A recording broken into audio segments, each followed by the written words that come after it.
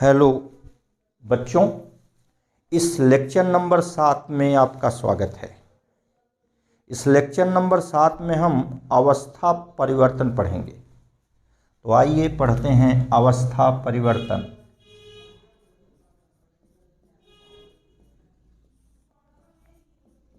अवस्था परिवर्तन, change of state. आप ध्यान दीजिए, हम जानते हैं कि पदार्थ की 3 अवस्थाएं ठोस, द्रव व गैस होती हैं। पदार्थ को ऊष्मा देकर ठोस से द्रव में तथा द्रव को गैस में परिवर्तित किया जा सकता है। इसी प्रकार पदार्थ को ठंडा करके वाष्प को द्रव तथा द्रव को ठोस में परिवर्तित किया जा सकता है। इस प्रक्रिया को हम अवस्था परिवर्तन कहते हैं। यदि हम नियत दर से दी गई ऊष्मा के समय और ताप वृद्धि में ग्राफ खींचें तो इस ग्राफ को हम अवस्था परिवर्तन ग्राफ कहते हैं। तो आइए अवस्था परिवर्तन ग्राफ आपको दिखाते हैं।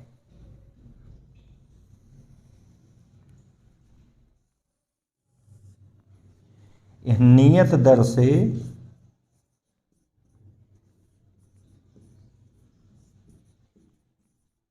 दी गई ऊष्मा का समय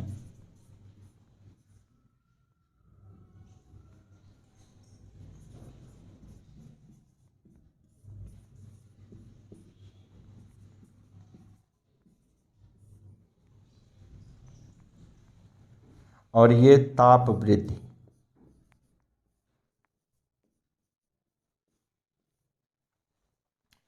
के बीच ग्राफ इस संलग्न चित्र की भांति होता है।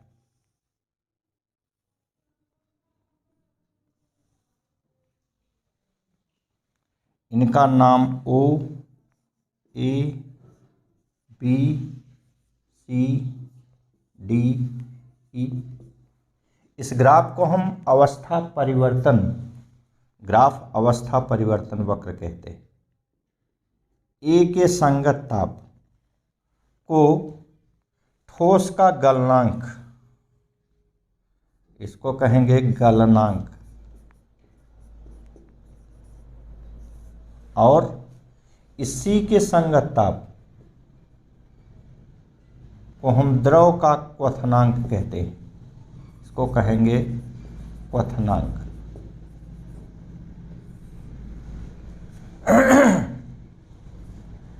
बिंदु O के संगत पदार्थ ठोस अवस्था में रहता है। ये है ठोस, ये ठोस द्रव, ये है द्रव, ये है द्रव वाष्प और ये है वाष्प। तो हमने आपसे जैसे बताया, नंबर 1, बिंदु O के संगत पदार्थ ठोस अवस्था में होता है।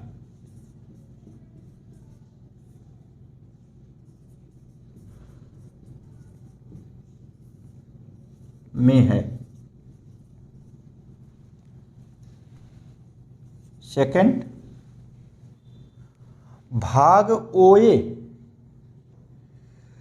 ठोस के ताप वृद्धि को निरूपित करता है।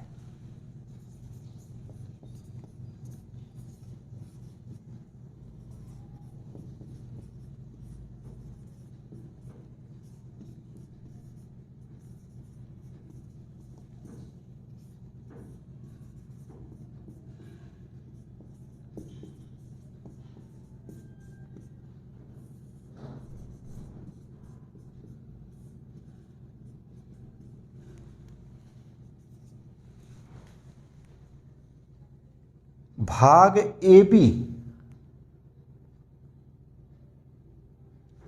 पुनः देखिए, बिंदु ए के संगत ताप को हम ठोस का गलनांक कहते हैं। बिंदु ए के संगत ताप को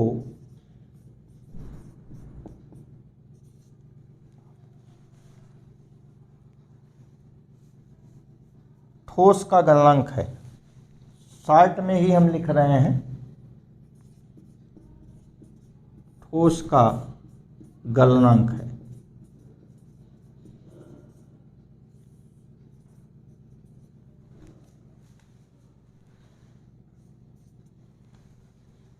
भाग ए बी नियत गलनांक पर ठोस द्रव में बदल रहा है।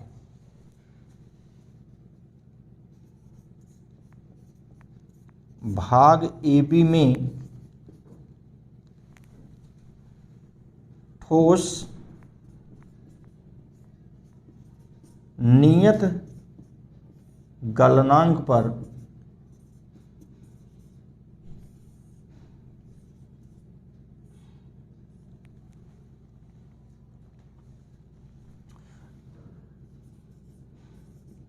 द्रव में बदल रहा है।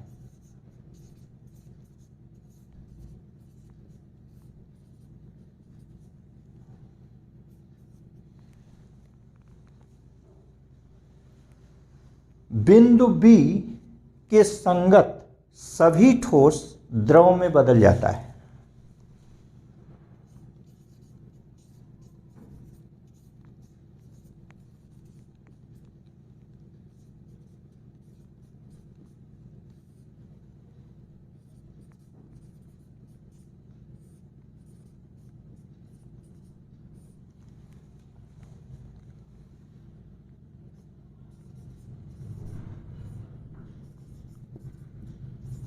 बदल जाता है, रूपांतरित हो जाता है।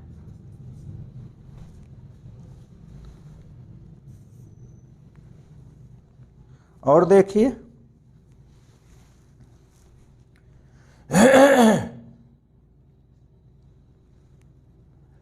भाग बीसी द्रव के ताप वृद्धि को निरूपित करता है।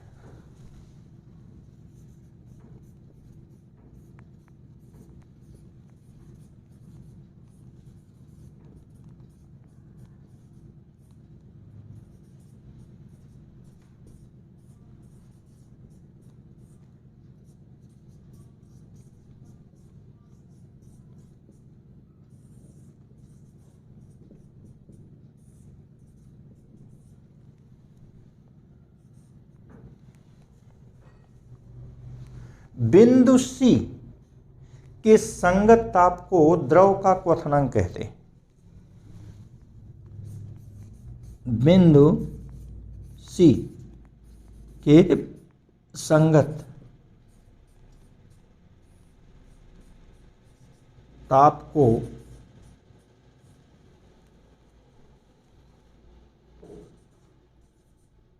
द्रव का क्वथनांक, संगत ताप द्रव का क्वथनांक है।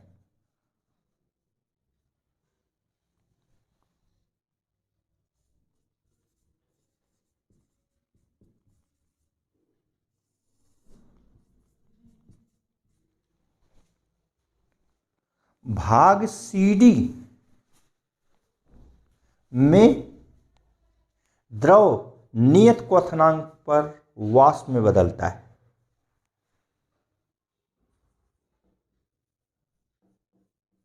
भाग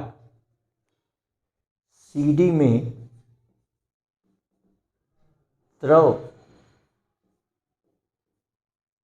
नियत क्वथनांक पर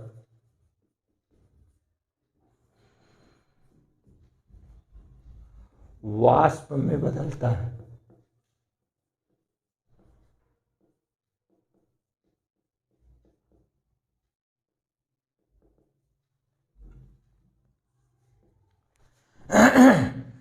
बिंदु डी के संगत संपूर्ण द्रव वाष्प में बदल जाता है।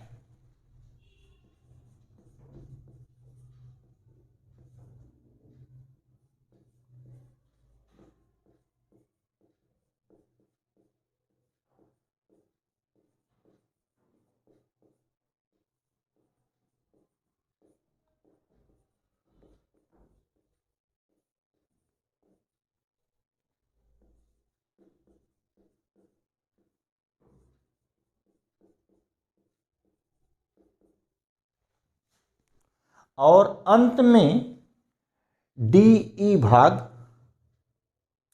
वाष्प के ताप वृद्धि को निरूपित करता है। भाग डी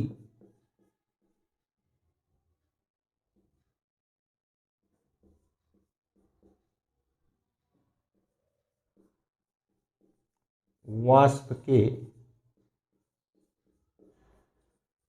ताप वृद्धि को बताता है,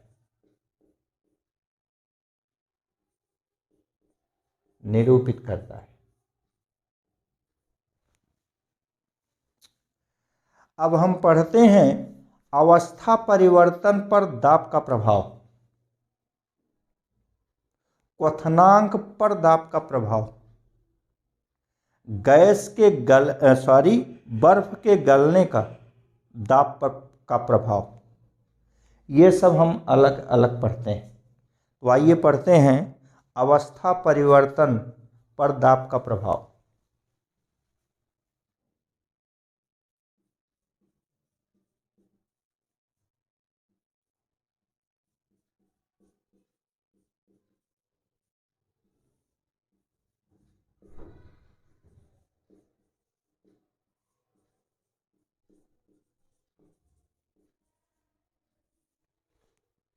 नंबर 1, अभी थोड़ी देर पहले हम लोगों ने पढ़ा कि पदार्थ 3 अवस्थाओं ठोस, द्रव व गैस के रूप में होता है। पदार्थ का ताप बढ़ाकर ऊष्मा उसे देकर ठोस से द्रव और द्रव से गैस में रूपांतरित किया जा सकता है, अवस्था परिवर्तित किया जा सकता है। इसके विपरीत पदार्थ को ठंडा करके वाष्प को द्रव व द्रव को ठोस में रूपांतरित किया जा सकता है। अब आप ध्यान दीजिए, जो पदार्थ गर्म करने पर आयतन में बढ़ते हैं उनका गलनांक दाब के बढ़ने पर बढ़ता है।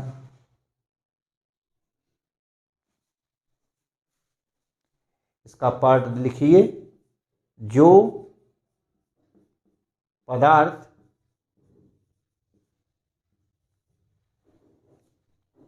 गर्म करने पर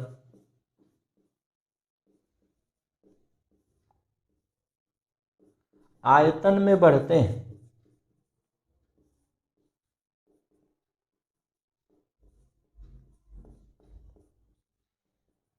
जैसे मोम,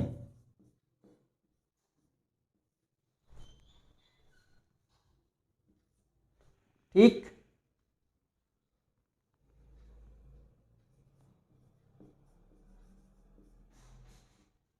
उनका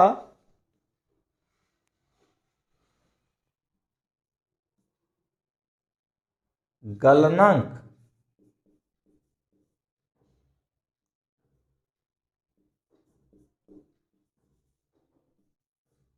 दाब के बढ़ने पर कुछ बढ़ जाता है।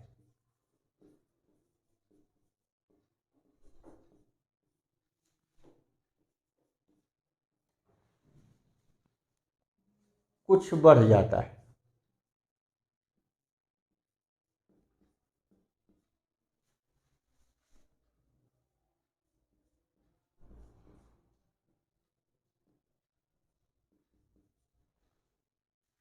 ठीक, इसके विपरीत जो पदार्थ गर्म करने पर आयतन में घटते हैं उनका गलनांक दाब के बढ़ने पर कुछ घट जाता है।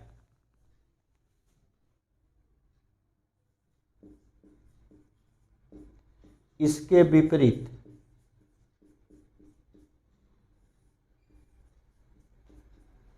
जो पदार्थ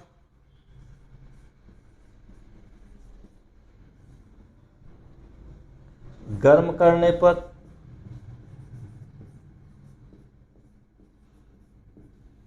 आयतन में घटते हैं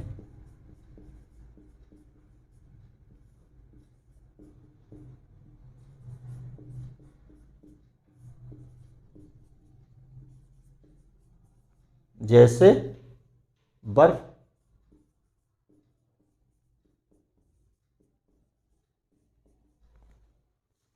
उनका गलनांक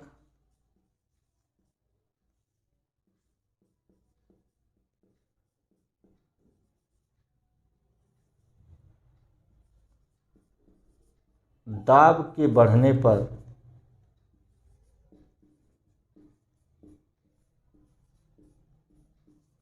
कुछ घट जाता है।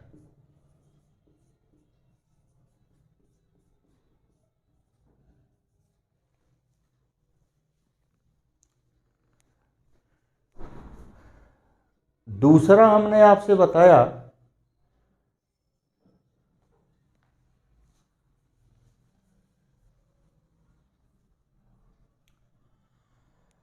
क्वथनांक का दाब पर प्रभाव।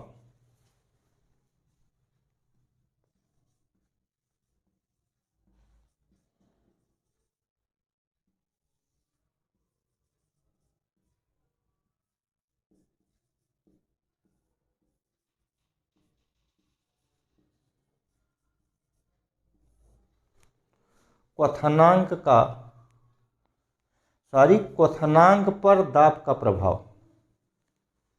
क्वथनांक पर दाब का प्रभाव।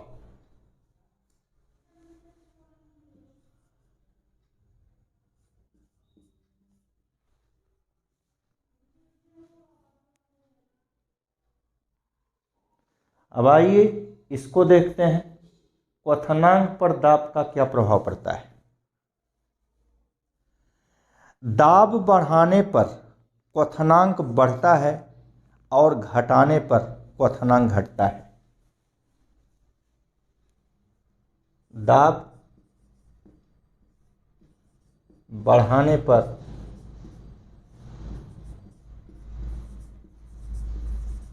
क्वथनांक बढ़ता है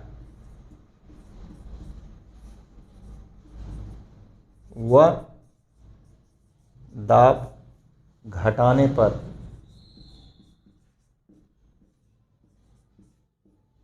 क्वथनांक घटता है।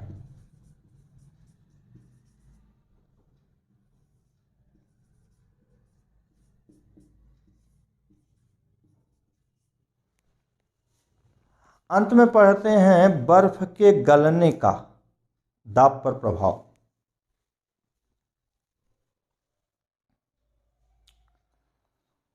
बर्फ के गलने का दाब पर प्रभाव, उसको यहाँ पढ़ा जाए क्योंकि वो थोड़ा बड़ा है।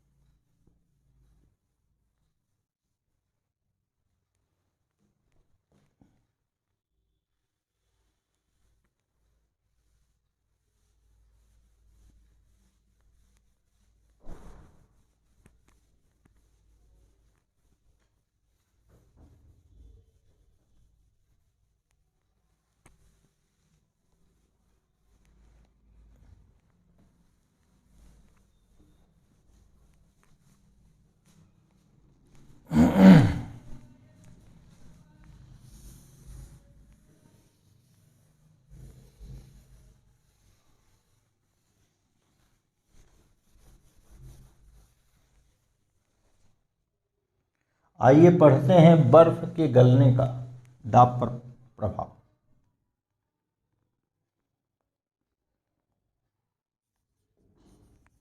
बर्फ के गलने पर दाब का प्रभाव।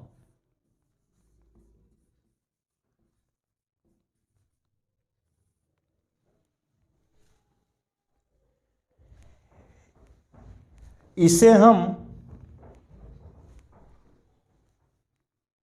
पुनर्हिमायन के द्वारा समझ सकते हैं। तो आइए सबसे पहले पुनर्हिमायन समझते हैं क्या है। पुनर्हिमायन,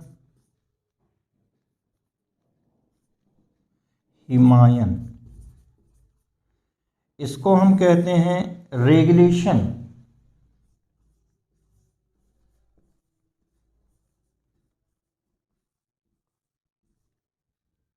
रेगुलेशन, पुनर्हिमायन।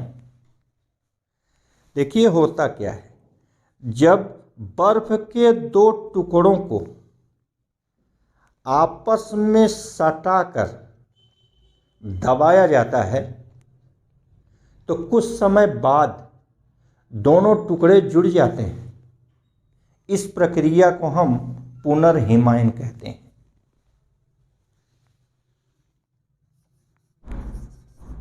बर्फ के दो टुकड़ों को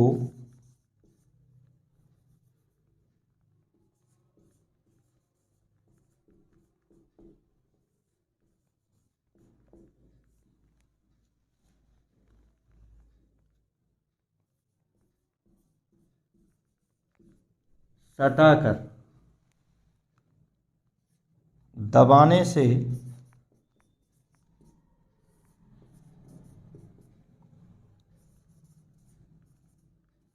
कुछ समय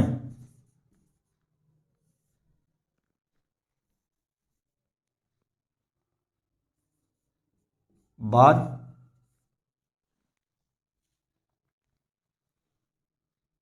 दोनों टुकड़े जुड़ जाते हैं।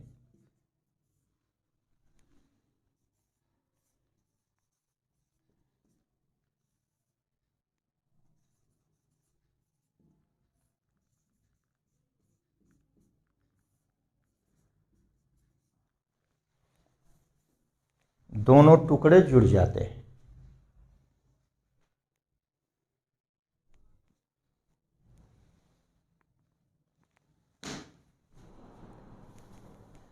ऐसा क्यों होता है, आइए समझते हैं हम। ऐसा होता क्यों है?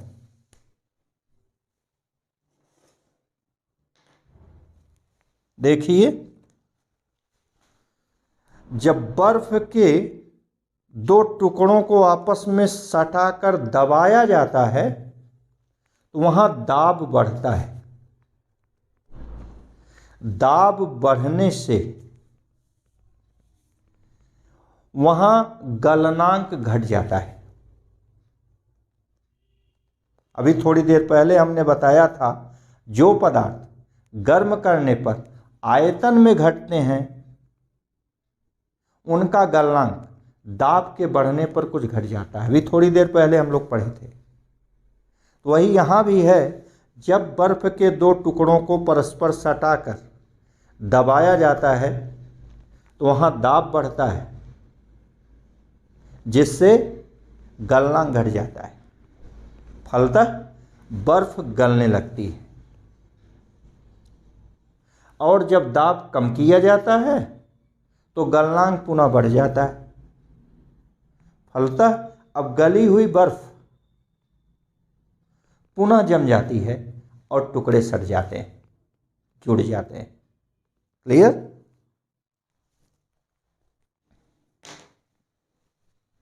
जब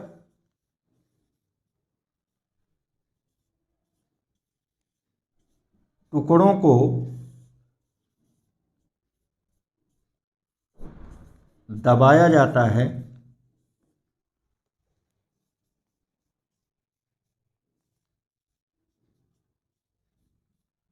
तो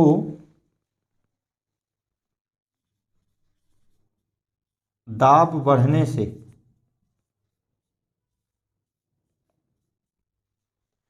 गलनांक घट जाता है।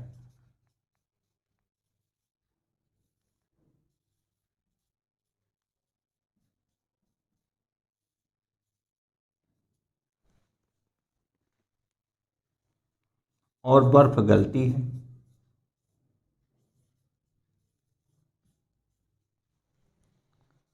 गलने लगती है।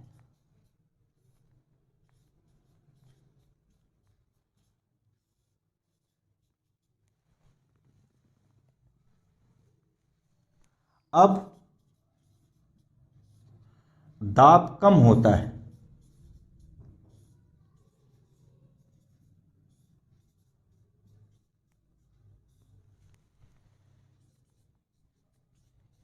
तो गलनांक बढ़ने से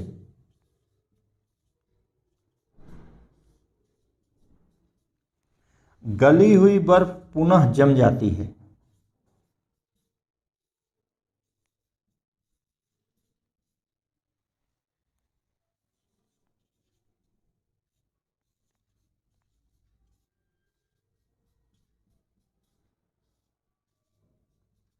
और दोनों टुकड़े टूट जाते हैं।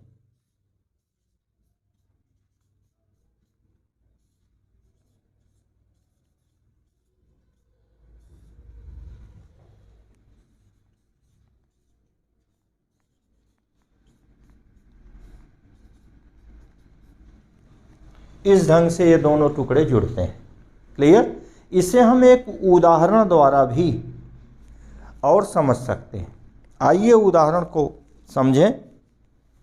मान लीजिए यह बर्फ की सिल्ली है। इसको आपने किनारों पर दो सपोर्ट से कहीं स्थिर कर दिया। इस सिल्ली के ऊपर दो भिन्न भिन्न धातु, जैसे एक तांबा ले लीजिए, एक लोहा ले लीजिए, कि पतले तारों को इससे लटका दीजिए और इनके तारों के दोनों किनारों पर भार लटका दीजिए।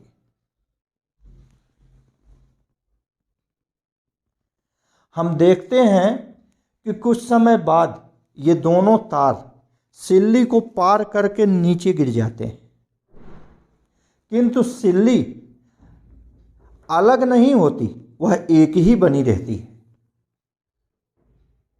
ऐसा कैसे होता है, आइए इसको समझते हैं। आप देखिए, तार के नीचे भार लटका है, जिससे तार बर्फ को नीचे की ओर दबाता है। दाब बढ़ने से बर्फ का गलनांक घट जाता है, फलतः बर्फ पिघलना शुरू हो जाती है और तार नीचे चला जाता है। जब तार के ऊपर दाब कम होता है तो गलनांक बढ़ जाता है, जिससे पिघली हुई बर्फ पुनः जम जाती है और यह प्रक्रिया तब तक चलती रहती है जब तक कि तार सिल्ली को पार करके नीचे नहीं गिर जाता। यहां एक घटना और होती है, ध्यान दीजिए।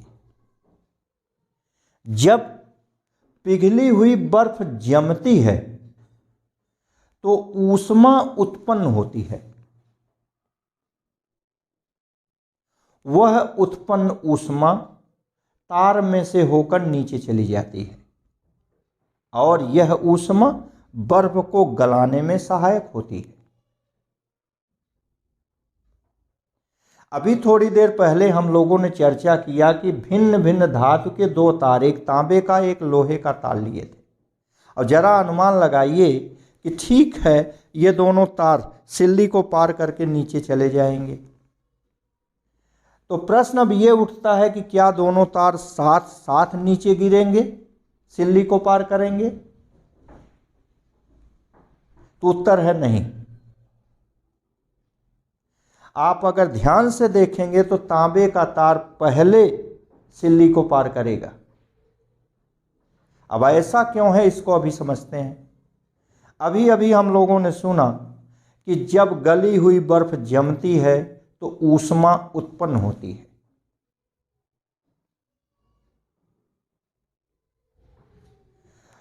चूंकि तांबे की ऊष्माधारिता लोहे की अपेक्षा अधिक है,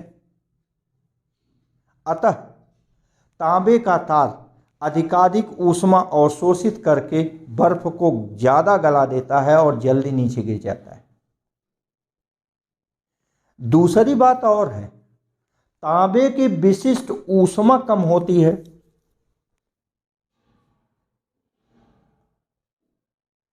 तांबे की विशिष्ट ऊष्मा कम होने के कारण यह बर्फ को गलाता है और जल्दी नीचे गिर जाता है।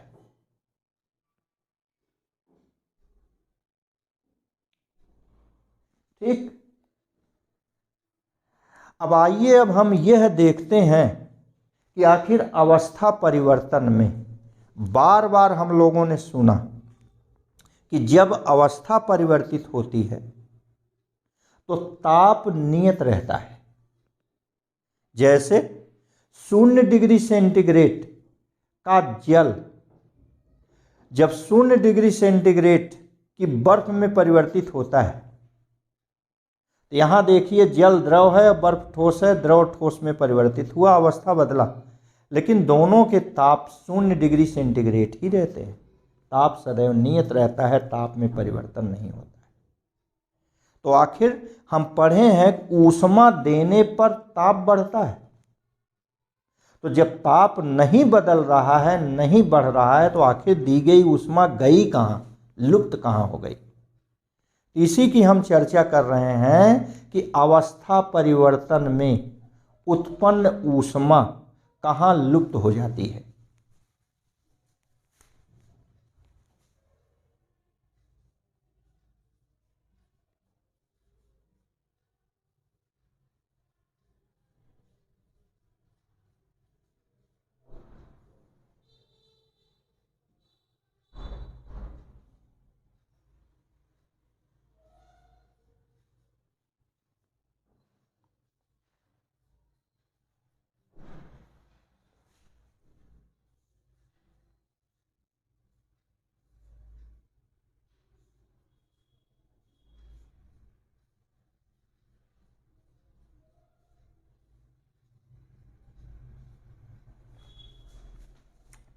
आइए इस बारे में समझते हैं।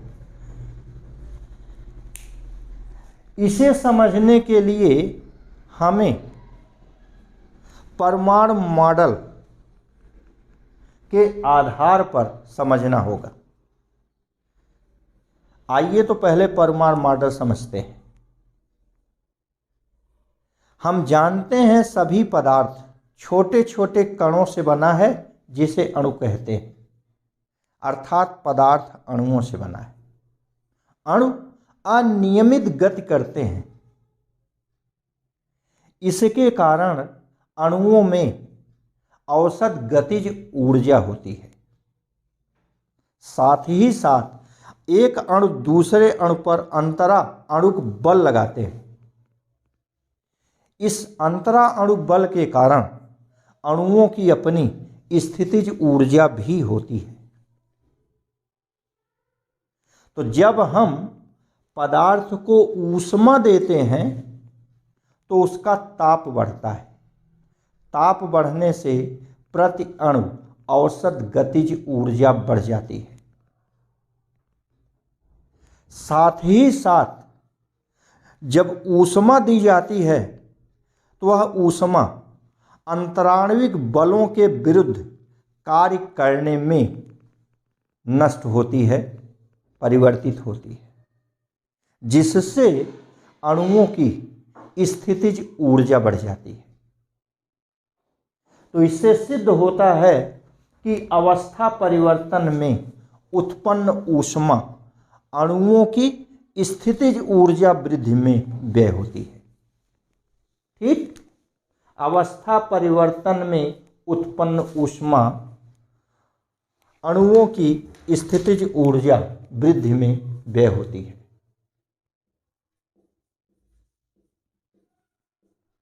अवस्था परिवर्तन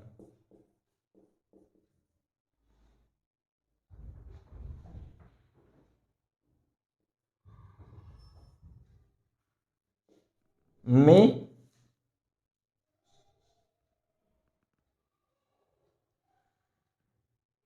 लुप्त ऊष्मा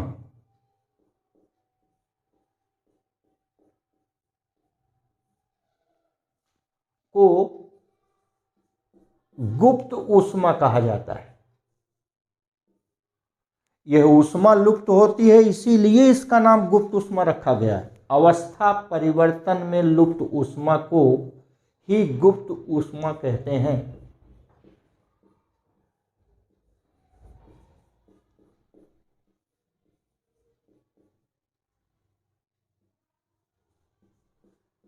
ही गुप्त ऊष्मा कहते हैं। अभी अभी हमने बताया कि यह ऊष्मा अणुओं की स्थितिज ऊर्जा वृद्धि में व्यय होती है। यह ऊष्मा कहाँ जाती है? यह ऊष्मा अणुओं की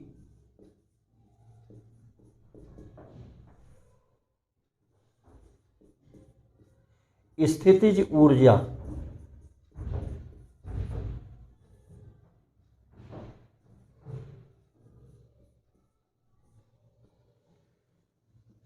वृद्धि में व्यय होती है।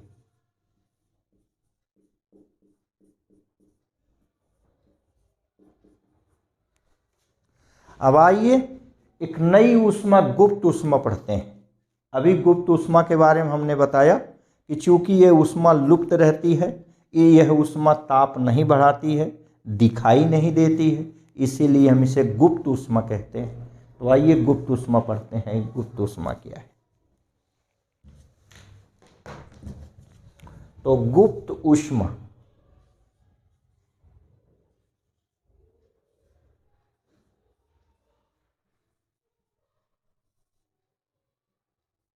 लेटेंट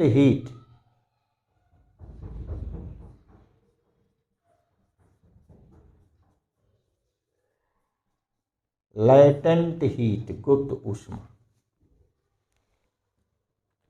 अब इसे परिभाषित करने के लिए किसी पदार्थ के एकांक द्रव्यमान के अवस्था परिवर्तन हेतु आवश्यक ऊष्मा को उस पदार्थ की गुप्त ऊष्मा कहते हैं।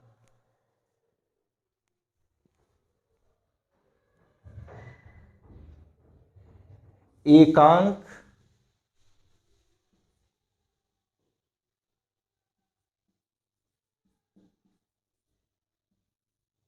द्रव्यमान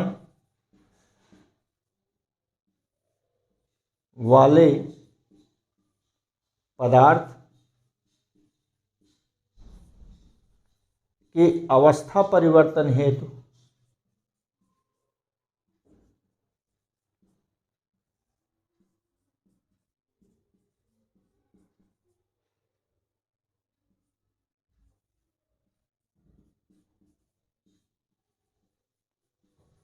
आवश्यक ऊष्मा को पदार्थ की गुप्त ऊष्मा कहते हैं।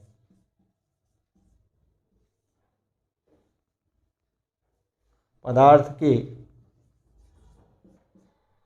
अणुओं की गुप्त ऊष्मा, या लिख दीजिए पदार्थ की गुप्त ऊष्मा कहते हैं।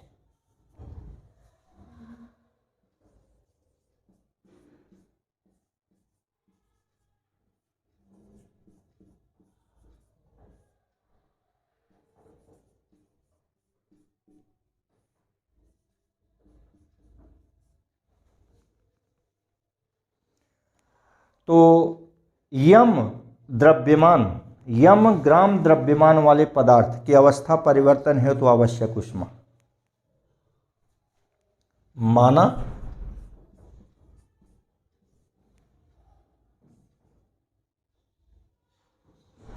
यम द्रव्यमान वाले पदार्थ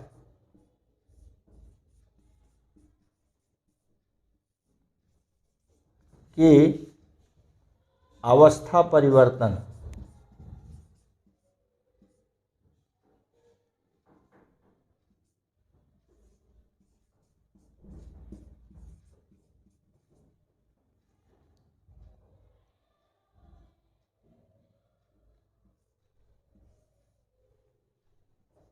हेतु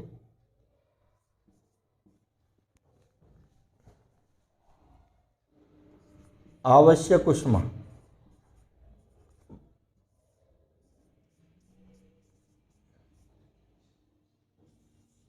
Q हो तो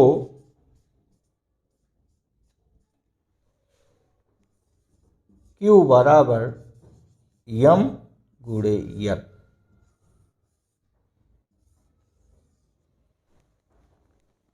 Q बराबर यम गुणे यल। और ध्यान दीजिए,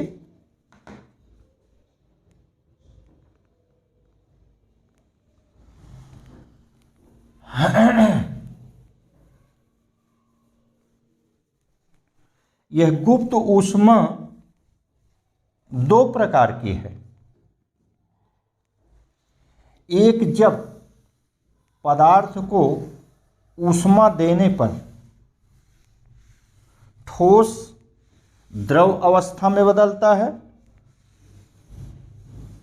इसे हम गलन की गुप्त ऊष्मा कहते हैं। और दूसरा, जब ऊष्मा देने पर द्रव वाष्प में बदलता है तो हम इसको वाष्पन की गुप्त ऊष्मा कहते हैं।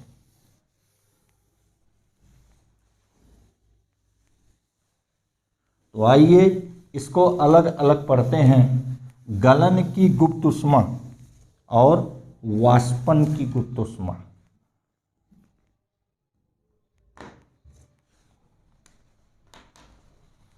बर्फ के गलन की गुप्त ऊष्मा,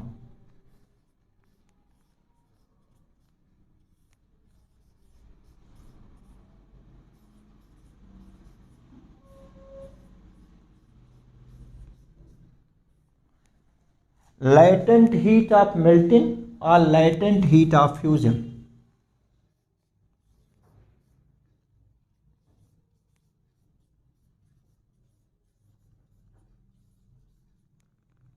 मेल्टिंग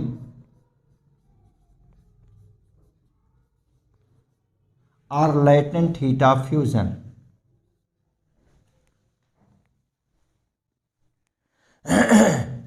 तो एकांक द्रव्यमान वाली बर्फ के गलने के लिए, अवस्था परिवर्तन के लिए आवश्यक ऊष्मा को बर्फ के गलन की गुप्त ऊष्मा कहते हैं। और बर्फ के गलन की गुप्त ऊष्मा यल, बर्फ के गलन की गुप्त ऊष्मा यल, ये बराबर होती है यल आइस, मान लीजिए इसको कह दें, ये 80 कैलोरी पर ग्राम। इसका मतलब ये हुआ कि 1 ग्राम बर्फ को या बर्फ के अवस्था परिवर्तन के लिए 80 कैलोरी ऊष्मा की आवश्यकता होती है। इसका मतलब है कि 1 ग्राम बर्फ के अवस्था परिवर्तन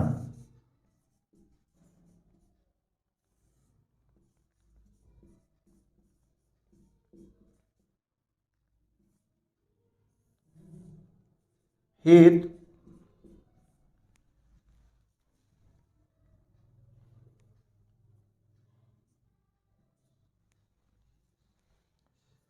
अस्सी कैलोरी ऊष्मा की आवश्यकता होती है।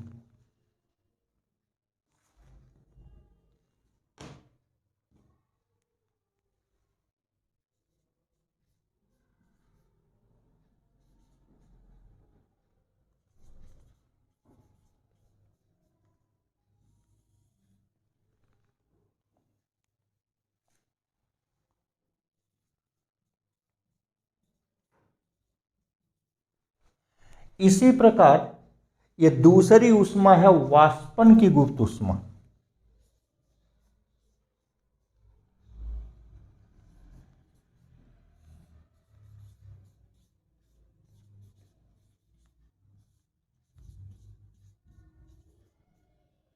latent heat of vaporization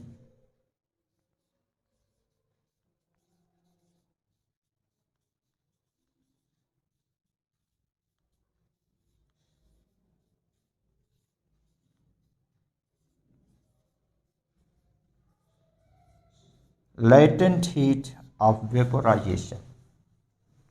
इसका मतलब हुआ एकांक द्रव्यमान वाले द्रव के अवस्था परिवर्तन हेतु आवश्यक ऊष्मा को वाष्पन की गुप्त ऊष्मा कहते हैं। जैसे वाष्प की गुप्त ऊष्मा लेटेंट हीट ऑफ वेपर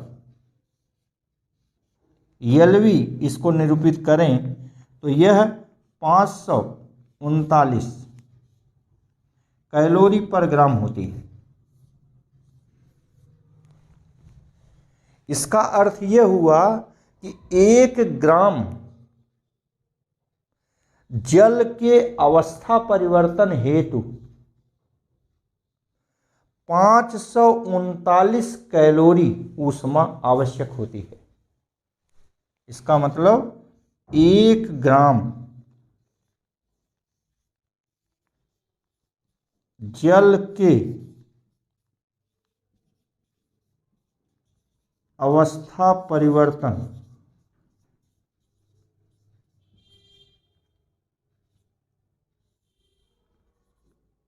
हेतु 539 कैलोरी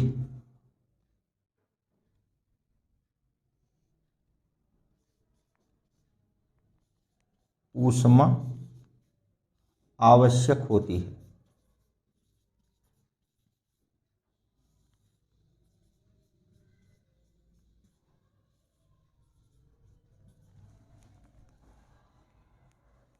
सौ डिग्री सेंटीग्रेड के जल से